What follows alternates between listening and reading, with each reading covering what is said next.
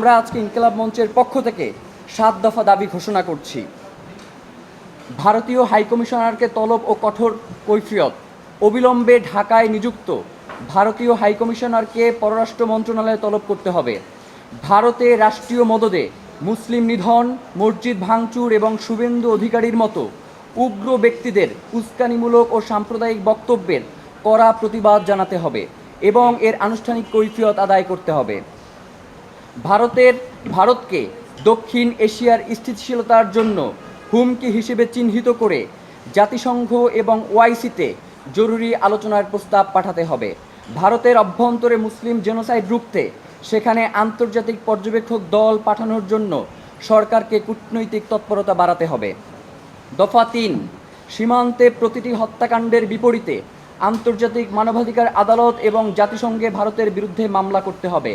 বিএসএফকে একটি খুনি বাহিনী হিসেবে আন্তর্জাতিকভাবে চিহ্নিত করে তাদের উপর অর্থনৈতিক ও কূটনৈতিক নিষেধাজ্ঞা আরোপের দাবি তুলতে হবে। আগামী 7 জুন শুরু হতে যাওয়া জাতীয় সংসদের বাজেট অধিবেশনে ভারতের উগ্র হিন্দুত্ববাদী সহিংসতা ও সীমান্ত হত্যার প্রতিবাদে সর্বসম্মত নিন্দা প্রস্তাব গ্রহণ করতে হবে।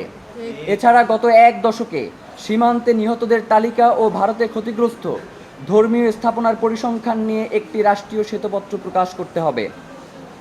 ভারত যতক্ষণ পর্যন্ত সীমান্তে হত্যা শূন্যে না আনবে এবং মুসলিমদের জানমালের নিরাপত্তা নিশ্চিত না করবে ততক্ষণ পর্যন্ত আদানি চুক্তিসহ ভারতকে দেওয়া সকল একতরফা সুবিধা, রেল ট্রানজিট করিডোর ও বন্দর ব্যবহার স্থগিত করতে হবে।